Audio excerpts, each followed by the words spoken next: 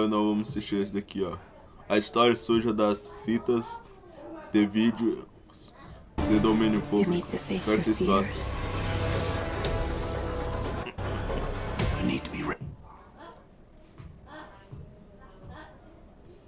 Na era do VHS, cada filme, cada desenho era uma grande escolha. Vocês são desse tempo ainda, o VHS? Ou não? Eu peguei quase a parte final. As locadoras. Não havia streaming ou sites onde poderíamos fazer não havia downloads mesmo. de desenhos. Você tinha que ir na locadora pegar filmes. Pode ser em a VHS ou CD ou DVD. Era legal. Das locadoras e de nossa própria coleção para... Tipo assim, você pegava domingo. Tinha que entregar domingo ou quarta-feira, sexta. Aí você poderia pegar vários filmes. Preencher nossos dias de entretenimento em frente à TV. É claro que você também dependia das exibições na TV aberta, até porque nos anos 90, início dos anos 2000, ter TV a cabo em casa era um artigo de luxo, não era a realidade de todos os brasileiros. Então você também contava como opção assistir às programações das emissoras e também havia a opção de gravar desenhos, filmes, séries e novelas que eram transmitidos nelas. Mas focando na compra ou locação de fitas de vídeo, ver seus pais chegarem com um VHS contendo desenhos ou filmes animados te deixava extremamente feliz, não é mesmo? E no caso de fitas de vídeos de desenhos animados, existiam uma infinidade deles. E você que sente nostalgia ao acertar as cores do seu televisor, você vai me compreender muito bem. Tinham as fitas originais, algumas vinham com aqueles selos ou em cores diferentes e inclusive muitas contavam com avisos anti-pirataria. Mas, apesar dos avisos, muita gente também comprava os VHS do pirata. E no meio desse nicho de fitas cassetes infantis, existia um grupo oculto e bizarro. E aqui eu falo das fitas de vídeo que continham desenhos animados que na época já eram considerados de domínio público.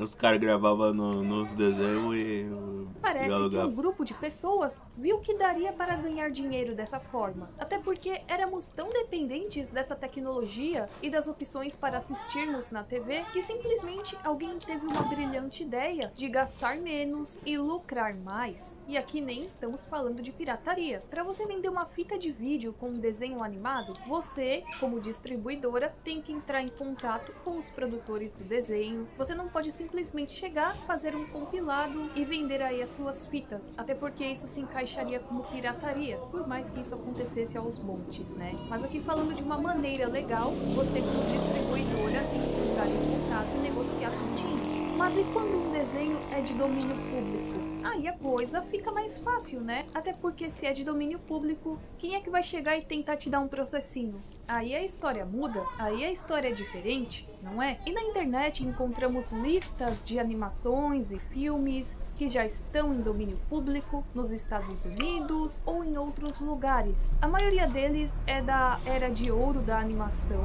mas também tem alguns outros desenhos de outras eras que acabaram entrando em domínio público por diversos motivos. E aqui agora eu vou explicar um pouquinho para vocês a respeito da lei de direitos autorais dos Estados Unidos, porque praticamente todos os desenhos pertenciam a esse país. A lei de direitos autorais dos Estados Unidos concede proteção de monopólio para obras originais de autoria e com o propósito declarado de promover a arte e a cultura, atribui um conjunto de direitos exclusivos aos autores, para fazer e vender cópias das suas obras, para criar obras derivadas e para executar ou exibir as suas obras publicamente. Esses direitos exclusivos estão sujeitos a um prazo e geralmente expiram 70 anos após a morte do autor ou 95 anos após a publicação. E nos Estados Unidos, as obras publicadas antes de 1º de janeiro de 1929 são de domínio público. E lembrando que não é só porque um desenho animado é antigo público, né? Ou se ele é encontrado facilmente em fitas de vídeo piratas ou em DVDs piratas que eles sejam de domínio público. Não significa. Acho que era no SBT, ter evidências sólidas de que os direitos autorais acabaram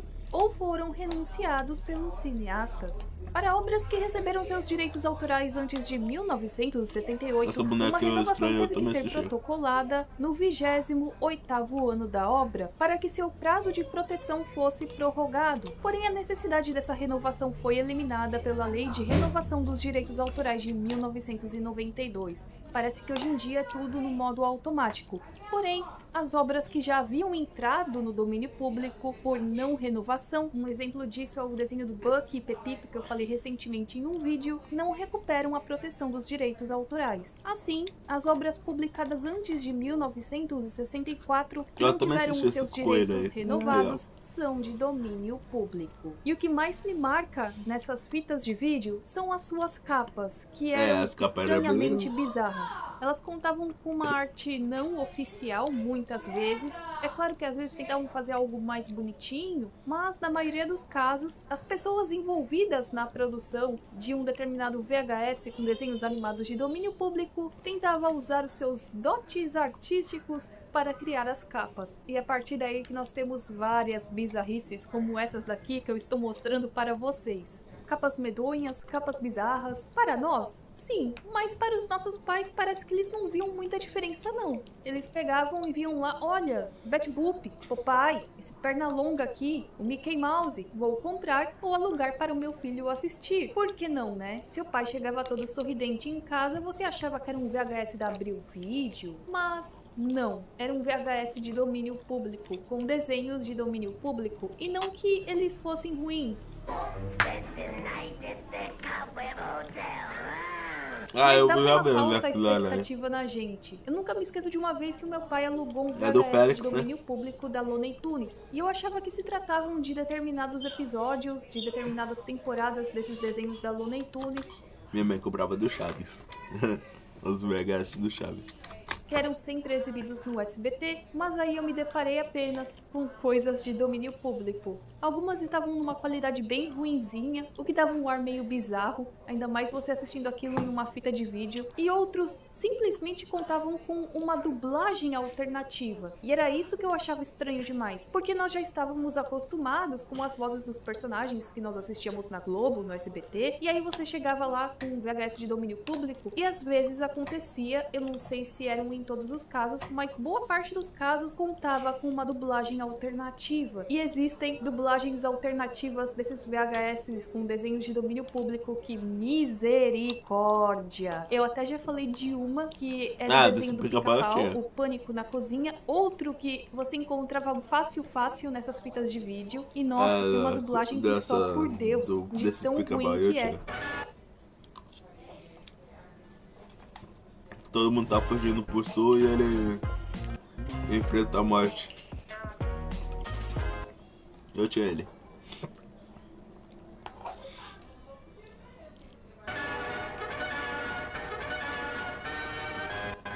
Ok, amigos, para onde estão indo vocês? Vamos para o sul, o tremendo Dona Fia está chegando. Vamos! O que vão fazer vocês todos no sul? Morrerá de frio se ficar aqui. E não terá o que comer. Não se preocupem comigo, agora vou nadar um pouco. Pra que ele não vai ter nada pra comer. Estou quentinho e tenho muita comida. Aí, ó. Sou um pobre gatinho faminto. Esse gato eu também achava ele engraçado. Tenho tanta fome que comeria até um pica-pau. É isso aí.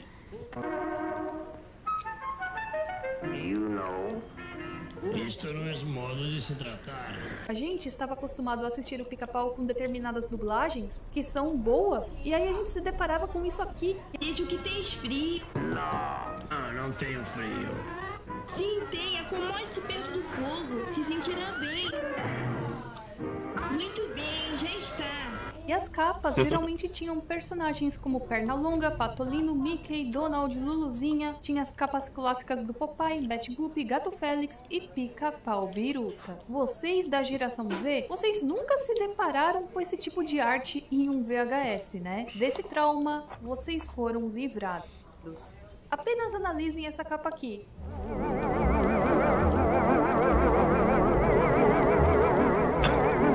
Não precisa dizer nada, pois a imagem já diz tudo. Essa aqui eu nem sei como liberaram. Essa aqui o papai tá sob o efeito de qualquer coisa menos espinafre. Essa capa aqui está abominável. Apenas isso. Abominável. E alguém tenta me explicar essa capa aqui? Por que raios o Mickey tá segurando uma caveira e vários outros personagens aleatórios que nem da Disney são, né? E essa capa aqui parece que foi retirada do inferno. No Brasil, boa parte desses VHS eram produzidos pela Babylandia Opção, Opção Produções Artísticas LTDA, Cosmos Vídeo, Mundo Animado, Videolar, Sonho Encantado Vídeo, entre outras. As mais lindas histórias infantis, Os Três Porquinhos, Pernalonga, Gasparzinho e muitas outras. Faça a alegria dos seus filhos e ainda presentei com um lindo bonequinho de pelúcia. Cosmos Vídeo, 2326928. Os VHS que tinha essas propagandas aí.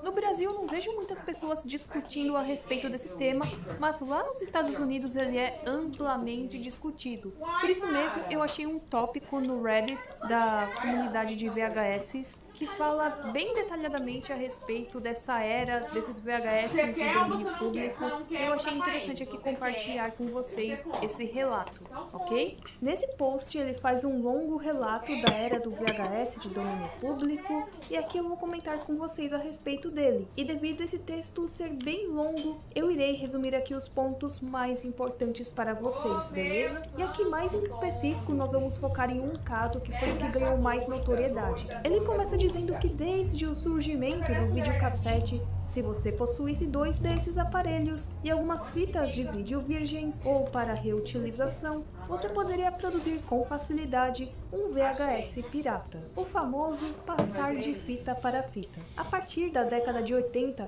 a prática ficou mais simples, era mais fácil comprar um VCR e as fitas possuíam um tempo maior de duração. Nesse cenário, como eu já comentei com vocês, alguém teve a brilhante ideia de ver fitas de vídeo com compilados de materiais audiovisuais considerados de domínio público. Você não precisaria pagar nenhum royalty e era só gravar os desenhos, criar uma capa digna de estar em um museu de arte moderna e pronto!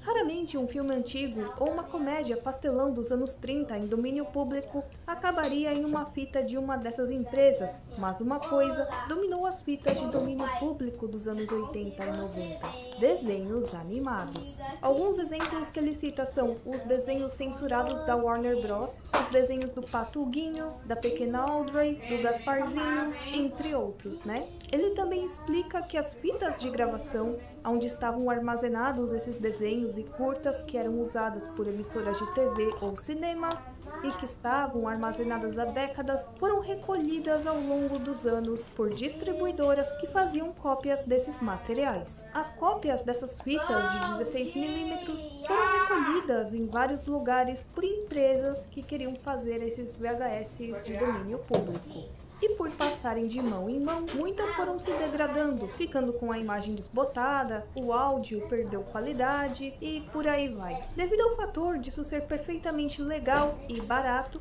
cerca de 33 dessas empresas surgiram entre os meados dos anos 80 e meados dos anos 90. Isso segundo esse relato aqui, ok? É também citado nesse relato que essas fitas de vídeo eram vendidas por um preço super em conta e bem mais barato do que fitas de vídeo de filmes animados da Disney, por exemplo. Na época, esses VHS de domínio público eram vendidos por cerca de 50 centavos de dólar a $1. Então, existe a teoria de que até rolava uma lavagem de dinheiro, se aproveitando dessa situação. Essa parte aqui eu confesso que deu uma bela desgraçada na minha mente e vocês vão entender o motivo. Lembrando que aqui ele está falando a respeito dos Estados Unidos e não do Brasil, né? Ok? Para baratear os custos de produção, não bastava apenas usar desenhos de domínio público, mas sim comprar fitas de vídeo para reutilizá-las, gravando os desenhos por cima. Fazendo dessa maneira, sairia mais barato, segundo o relato. E você deve estar pensando qual é o problema nisso, né?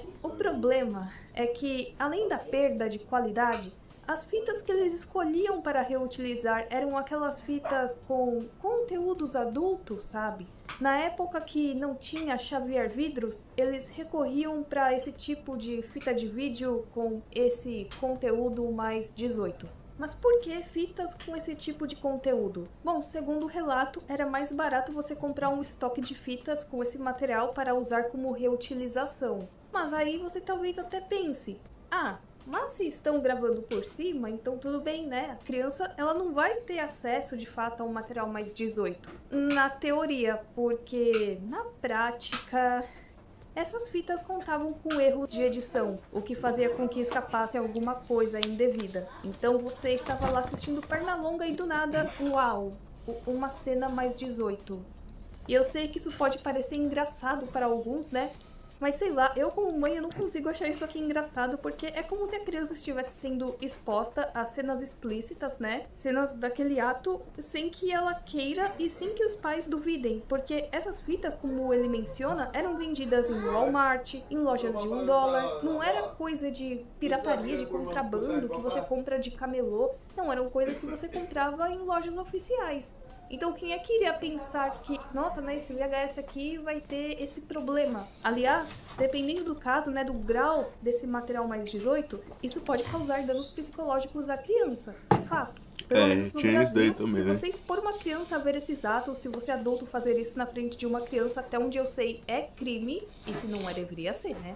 E aqui nós temos um comentário feito no Oddity Archive Wiki de uma pessoa que, segundo ela trabalhou para uma empresa dessas, né, que fazia esses VHS de domínio público e que dizem que acontecia esses erros. E ele diz que essa história das fitas com conteúdo adulto foi um engano, que sem querer usaram esses VHS de conteúdo adulto e que tudo aconteceu sem querer querendo. Eu até entendo que os erros podem ter sido sim sem querer, né, por mais que, poxa vida, antes de colocar nas prateleiras ninguém chegou a assistir de fato o VHS. Trabalhei lá anos atrás e lembro que tinha fitas virgens que foram encomendadas, mas as fitas mais 18 foram entregues por engano. Os vídeos infantis foram gravados sobre eles, mas o conteúdo adulto durou mais do que o programa infantil e, como resultado, tinha a exibição de conteúdo adulto após o término do filme infantil.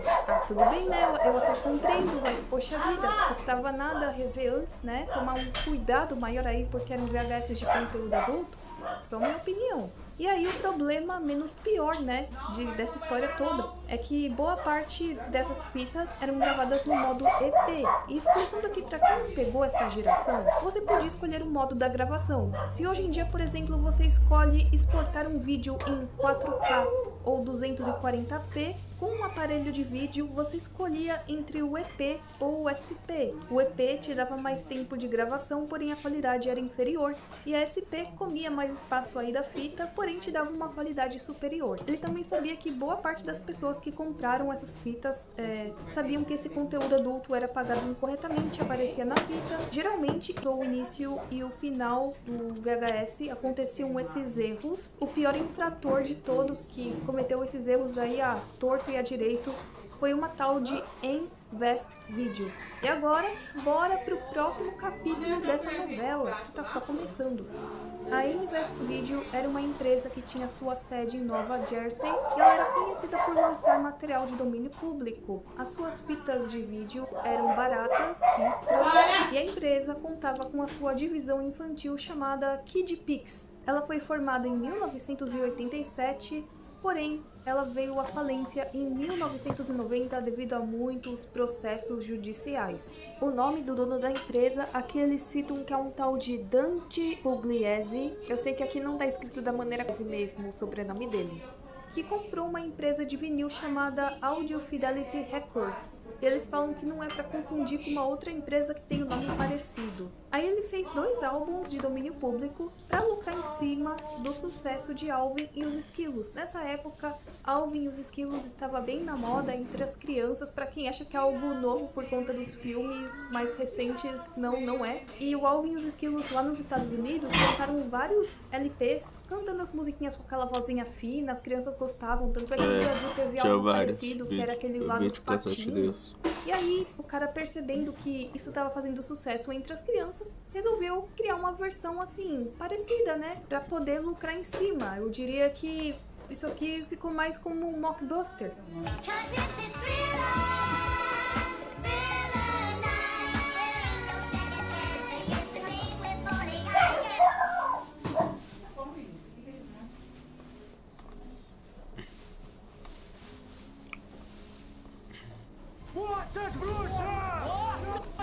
Vamos Rexa seguir o plano. Salvar a magia.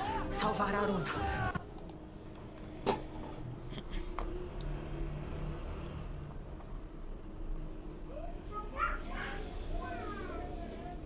Esses discos foram lançados em 1984 e possuíam uma péssima qualidade.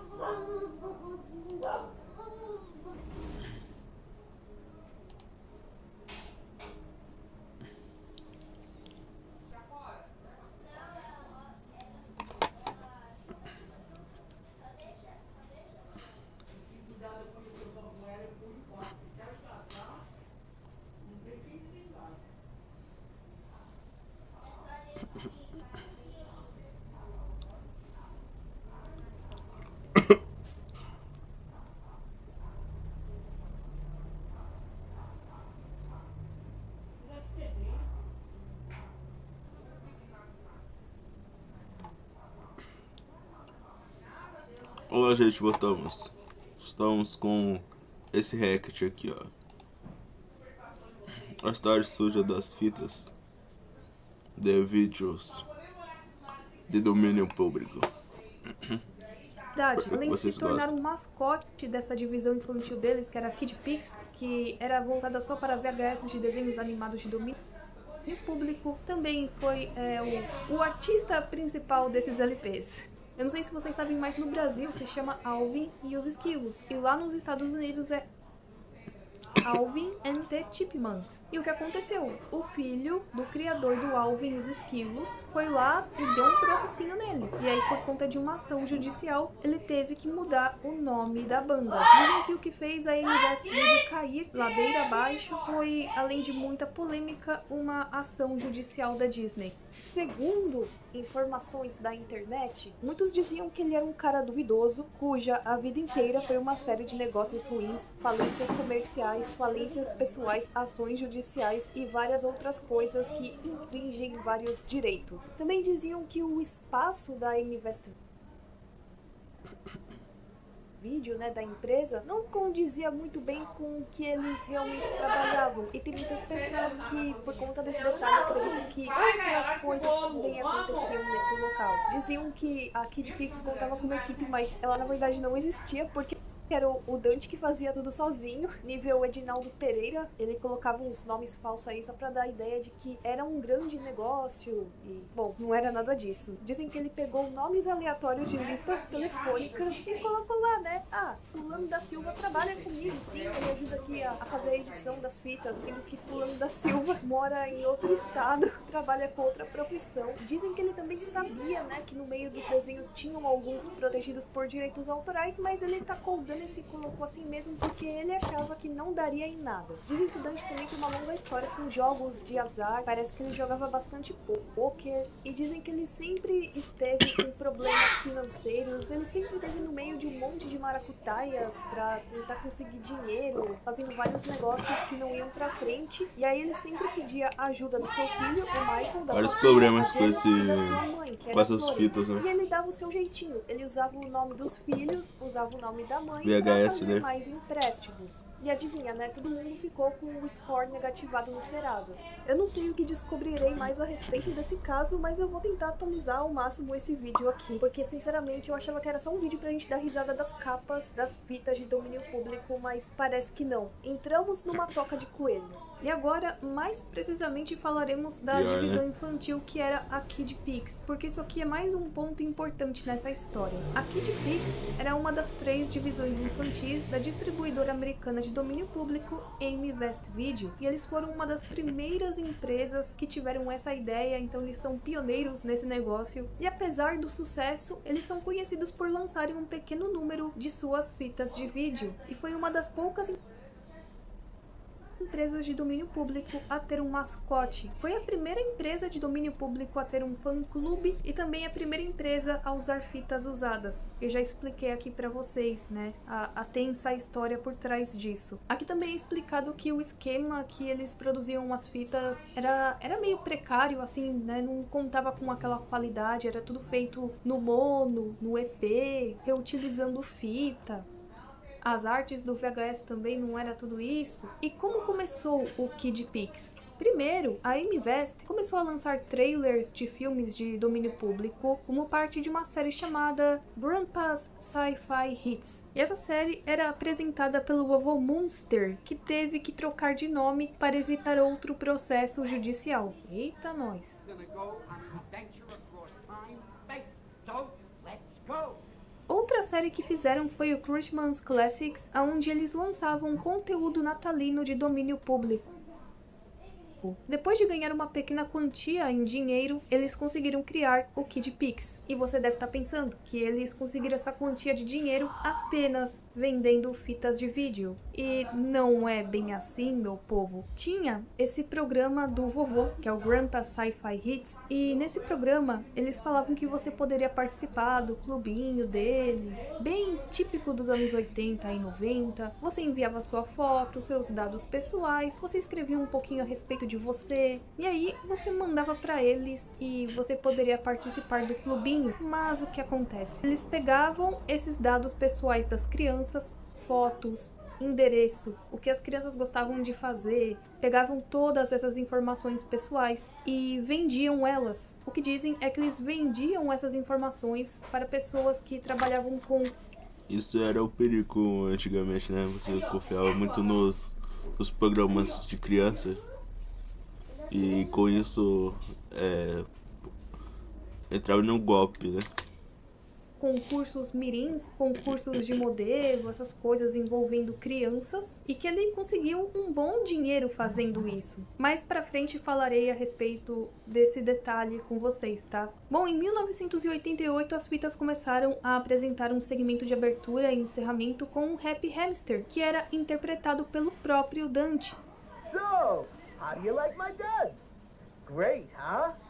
Now let's get all cozy and comfy and get ready to watch some of our favorite cartoon friends. When the program is over, don't touch that dial, because I'll be back with some of the most excitingest news. O segmento final de cada fita de vídeo, entre 1988 a 1990, promovia o Kid Pix Club, onde você poderia ganhar uma camiseta, um boletim informativo promovendo os próximos títulos, um pôster do primeiro disco e uma fita Kid Pix de 1 hora chamada Os Melhores Desenhos da Kid Pix. Porém, eles pediam que você enviasse uma foto, que você escrevesse um pouquinho a respeito de você, o mesmo esquema lá do vovô Munster. Só que agora era o Happy Hamster. The cost again is $10 plus $3 for postage and handling. Make sure the check for $13 is made out to the Kid Pix Club, 937 East Hazelwood Avenue, Rahway, New Jersey. And please enclose a picture of yourself, and if possible, a paragraph or two telling us a little bit about what you like and dislike, and whatever else you might like to write about. E aí, mais uma vez aqui eles citam que eles também faziam a mesma coisa, vendiam essas informações para pessoas que trabalhavam com concursos de beleza mirins. Mas, ainda assim, reza a lenda, e isso foi citado aqui no Reddit, que, bom, essas fotos e dados pessoais das crianças também caíram nas mãos de pessoas que sentem atração por menores de idade. Eu acho que vocês já me entenderam aqui, né? Não preciso dar mais explicações. Imagina um predador desses com todas essas informações da sua vítima. Nome completo, endereço, foto, o que gosta de fazer, locais que frequenta. Eu não encontrei informações comprovando isso, mas eu também não desconfio de nada. Eu acho que todos aqui já sabem muito bem o que acontecia nos sets da Nickelodeon, da Disney Channel. Saiu agora um documentário falando a respeito do que as crianças... Vocês viram esse fato aí que aconteceu também? Passaram, né, do que as crianças sofreram nas mãos desses predadores que estavam lá, que trabalhavam propositalmente em um ambiente onde o contato com crianças era muito fácil. Não só nos Estados Unidos também. Aqui no Brasil, o SBT está sendo processado por um cara, um diretor do SBT, teve um negócio com outro cara. Camarim.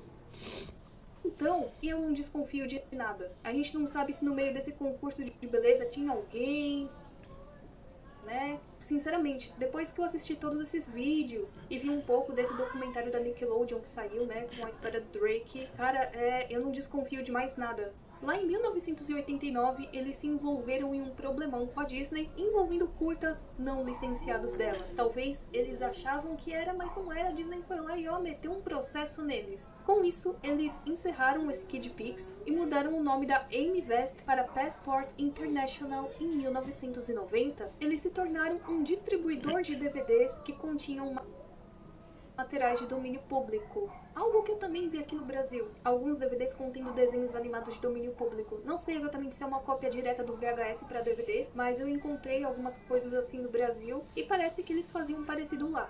E assim, eles aparentemente tinham uma vida de luxo, condições financeiras muito boas, viviam muito bem. E aqui, né, segundo esse relato, a esposa não desconfiava de nada. Ela nem sabia dos processos. Aí lá no início dos anos 2000, mais um processo foi instaurado e dessa vez envolvendo um DVD do Elvis que não era licenciado, né, com material que continha coisas com direitos autorais. E aí, a esposa do Dante descobriu que não era só um processo, era um monte de processos, era um monte de pataquada, era um monte de coisa errada. Ele devia centenas de milhares de dólares para várias empresas de empréstimo. Quando ela ficou sabendo disso, ela ficou pé da vida, né, porque aparentemente estava tudo bem, eles tinham uma vida muito boa. Aí ela brigou com ele, né, nossa, o que é isso aqui? Você não me falou de nada disso, né? Aí dizem que no meio dessa briga teve agressão, que ele partiu pra cima dela, todo mundo parou na polícia e aí ele acabou sendo preso por uma sentença desconhecida de tempo. E assim, a AimVest faliu de vez.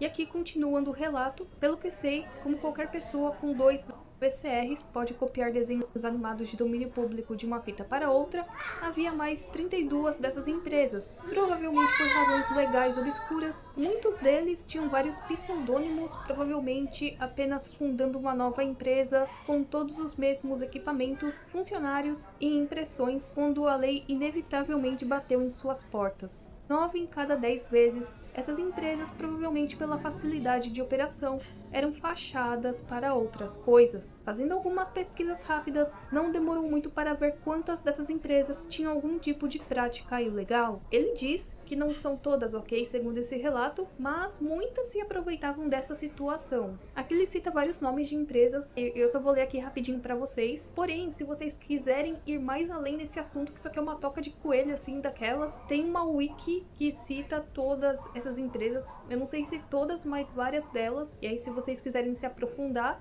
tem a Family Time Entertainment, onde Time é escrito com Y. Tem a Horizon Video, que depois virou Valencia Video. Tem a Visions of Christmas, tem a AEC Home Video, tem a Burbank Video, tem uma tal de Tinkerbell Video, que tiveram que trocar o nome porque levaram um processinho da Disney. Westlake Entertainment e várias outras aqui que eles citam, né? Temos as empresas nas quais eu poderia reunir algumas informações interessantes. Eu vou deixar o AimVest fora dessa lista, pois já discutimos isso. Vamos deixar ou adiar o melhor ou o pior para o final e começar com o menos interessante, mas ainda não totalmente inocente, a Good Times. Que pra quem já assistiu o meu Iceberg de Mockbusters, eu já falei a respeito dela, né? Ela começou lá no início como uma distribuidora de filmes de domínio público. A maioria eram aqueles filmes mudos e desenhos animados dos anos 80. Mas é claro que o que mais chamou a atenção foi aquela série de Mockbusters da Good Times, que eu já comentei com vocês, que a Disney foi lá, meteu um processo por causa das capas enganosas. E aqui ele cita que esses caras eram definitivamente os mais legítimos de todas essas empresas.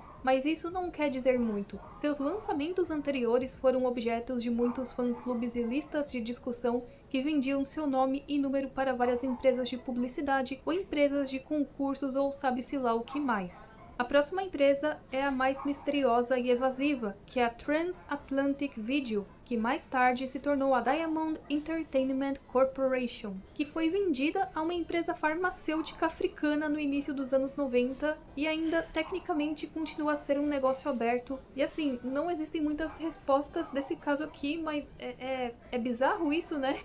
E ele também cita a Parents Approved Video, que tem esse nome bonitinho aqui, mas a história não é tão bonitinha assim.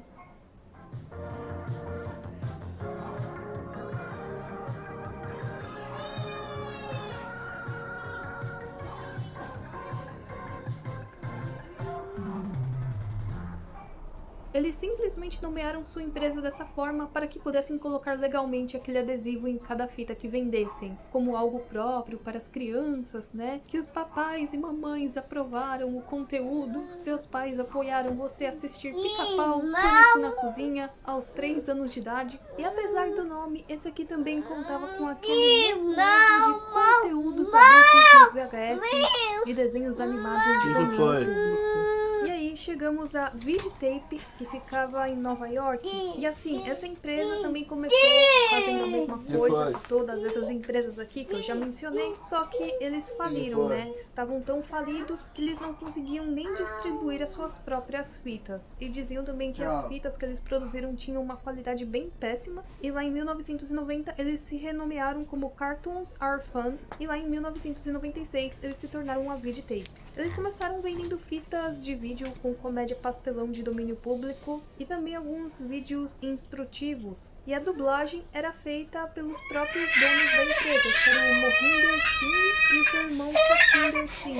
Acho que devo ter falado errado aqui, mas enfim, me desculpa. Eles eram os únicos funcionários no início dessa empresa, porém lá por volta de 96 havia mais 5 ou 6 funcionários. E é aqui que começa uma treta dessa empresa que envolve até o departamento de trabalho lá de Nova York, porque o departamento de trabalho em 1997 encontrou grandes discrepâncias nos registros da folha de pagamento da Videotape. Depois desse acontecimento, eles chegaram e mudaram o nome da empresa, que agora se chamava Inventive Technology Systems. E eles começaram as suas atividades no mesmo local no dia 26 de fevereiro de 1998, só trocaram o nome, né? Só que aí vem a outra bomba, porque descobriram que a Videotape, que já tinha trocado de nome, estava contratando menores de idade e pagando menos do que um salário mínimo e exigindo turnos diários de 14 horas por dia, além de que não tinha nenhuma prova de folha de pagamento, né? Mas essas crianças e adolescentes recebiam menos de um salário mínimo para trabalhar 14 horas por dia. Bom, depois disso, eles ainda trocaram o nome para Videozone, lá por volta de 2000, e aqui ele ainda cita: uma pesquisa rápida também mostra que esses caras também apagavam incorretamente o conteúdo adulto de suas fitas. Ou seja, acontecia a mesma coisa que a Imvest fazia, né? Ah, sem querer querendo, deixamos um pouco de conteúdo adulto no seu VHS com conteúdo infantil. Pois é. E sabe quem tinha que fazer esse trabalho? Isso mesmo, os menores de idade. Eles que tinham que pegar o VHS com conteúdo adulto e gravar o conteúdo de domínio público por cima. Eram essas crianças que eram responsáveis por apagar o conteúdo adulto.